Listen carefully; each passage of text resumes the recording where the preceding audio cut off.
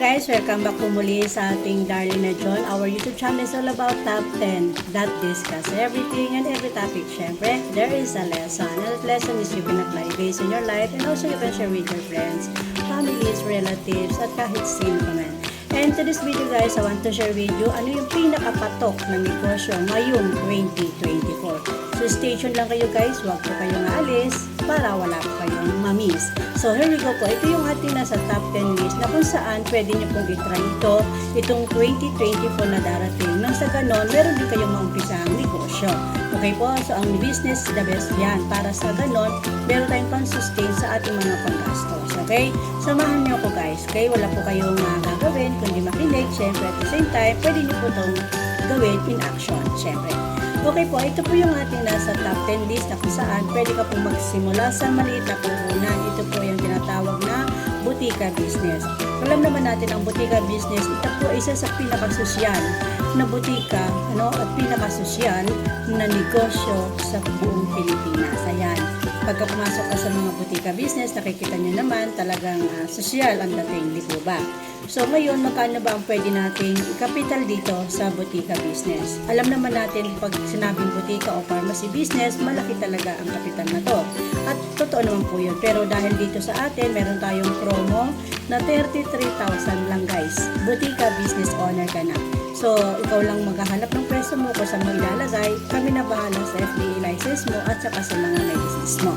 So, yun. Keep in touch nyo ko. Tingnan nyo po dyan sa description box yung aking contact details para po sa ganon kung interesado ka magkaroon ng sariling butika business sa halagang 33,000 pesos lang guys.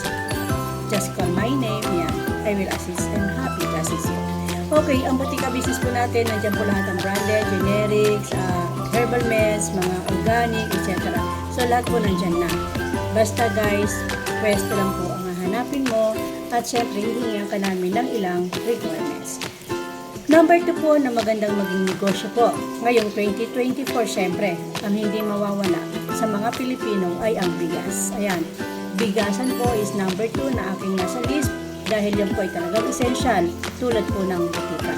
Ang butika at bigasan ay very essential po na pangangailangan. Pero ang butika po ang tanging free lang kapag lockdown.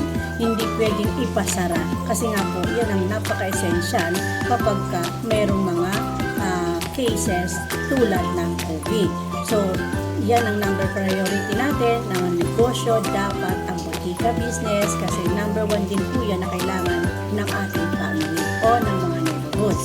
So, pangalawa po ang bigasan. Maaari po kayo magbigasan, pwede mag-wholesaler ka, pwede ka namang mag-retailer o kaya via online seller. So, bahala ka guys kung alin ang mas gusto mo. Pwede mong lahatin yun. Pwede pong lahatin yan. Pwede kang maging reseller at the same time retailer at the same time pwede mo pa rin i-post yan via online. O, diba? Ang ganda ng ating negosyo guys. Isipin niyo po itong aking mga sinasabi. Pwede niyo po itong simulan. Ayan. Pangatlo po yung online selling. So marami po talaga since na mag-COVID, since na magkaroon ng pandemic, marami po ang naging online seller. At yan po ay hindi na mawawala ang magkaroon talaga ng online seller. At yan ay isa sa pinaka-the best din na maging negosyo mo, magkaroon ka ng online selling na kung saan ano ba ang product na pwede mong i-post, pwede mong ibenta via online. Wala ka nang iniisip dito guys na pagbabayad sa mga pagre-renta natin monthly sa ating pwesto o kaya sa iba pang expenses tulad ng pagbabayad sa tao na magbabantay. So dito sa online, libre ka na lahat. Ibig sabihin, ang libre ka na lahat, ibig sabihin na kung libre ka sa pagbabayad ng pwesto. Pero kung nangungupahan ka ng bahay, kasama na rin yun. At least, nakasave ka pa. Kumbaga, hindi ka nadoblihan ng gastos. Okay? And then, kung ikaw na rin lang ang tatao doon sa online business mo, yan, ikaw na rin ang mag-post, bahala ka na doon sa magiging online business mo na yan. So, kumbaga, kung meron kang online na business, maganda po ito kasi talagang makakatipid po kayo. Number 4 po ang food and beverage. Kasi po, likas sa mga Pilipino, syempre ang kumain talaga. Pag lumabas po yan, nagsimba, anything, namalengke, hindi mawawala na yan ay kumain. Syempre, magutom, kakain talaga. Kakain, ayun, natin minsan nagdusuhin. Syempre, pag gutom talaga, kumakalamsik mura, kakain tayo. Kaya naman, syempre, pag nauuhaw, tayo ay ilinom. Ayan. So, talagang food and beverage po is kinakailangan pa rin ng tao dahil po yan ay essential pa rin sa tao. Next po natin, syempre, yung sari-saring store. Yung sari-saring store dapat may konting twist, no? So, hindi lang nagtinda ka lang ng dilata dyan, ng kung ano-ano. Maganda po sa sari-saring store, lagyan nyo na rin ng butika. Kumbaga, 2-in-1 na siya. Dahil kapag meron kang butika na po dyan, mismo naman ang tao ang lalapit sa'yo, gawa ng ikaw ay butika. Pero kung sari-saring store ka lang, tapos marami kayo, dikit pa kayo dyan, syempre ang tao, mamimili na lang yan kung saan siya bibili. Pero kung ikaw ay sari-saring store at meron ka at the same time butika, kailangan ng tao bumili ng butika, ng gamot, no? Na kailangan niya, example, masakit ang ulo niya, o nilalagnat, everything, or vitamins, syempre, hindi siya pupunta sa ibang butika, sa ibang sari-saring store, kundi pupunta siya sa iyo na ikaw na sari-saring store, at the same time, may butika. O, diba? So, maganda po yan. Samahan nyo yung inyong sari-saring store ng butika business sa halagang 33,000. Mayroon ka ng complete legalities. Okay, next po tayo. Syempre, ang magkaroon ka ng mga technology services. Kung ikaw po ay marunong sa mga software, no? And then, yung mga IT po dyan, mga technician, ayan. So, halos karamihan naman talaga ngayon gumagamit ng laptop, computer, cellphone, etc. No? Technology services, marunong ka sa cellphone, magkakaroon ka ng shop as a cellphone technician. O kaya naman magkaroon ka ng shop as laptop and printer shop. No? Basta all about technology or software, pwede ka mag-reprogramming, mag-reformat, everything na alam mo about technology. Pwede mo po yan pagkakitaan at malaki po ang kita po dyan. Ayan, yan ang negosyong tahimik pero malaki ang kita. Totoo po yan. Number 7 po, sa aking list ay ang health and wellness. Simula po nang magkaroon ng COVID, talaga ang tao ay naging health awareness sila, sa kanilang sarili, sa kanilang pong kalusugan. At karamihan naman po sa mga Pilipino, syempre mas gusto nila is natural herb, natural lang hanggat maaari. Natural lang yung kanilang inumin, everything na gagawin nila, yung walang side effects, di ba? So pwede kang magbenta o anything, magkaroon ka ng health and wellness clinic, or kaya naman ay fitness center. Kaya kung marunong pa rin lang naman, pwede mo silang turuan, o kaya kung meron pa rin lang mga certificate na ikaw ay tapos ng ganito, pwede ka magkaroon ng wellness center. At the same time, pwede kang magtinda dyan ng mga organic lang, na mga supplements o mga food supplements dyan ng mga organic. So, number 8 po natin sa aking list ay ang outsourcing o agency. Ito po ay tahimik lang na negosyo, pero malaki ang kita.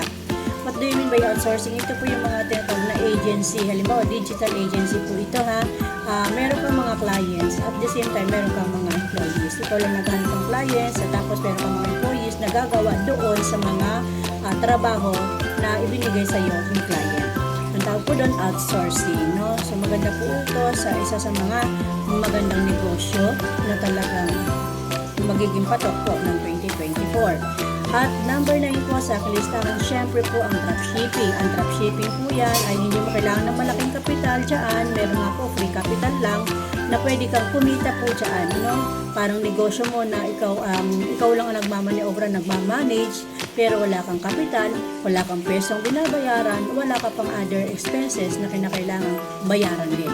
So, dropshipping po, isa po sa pinakamagandang isama mo sa iyong negosyo ngayong 2024.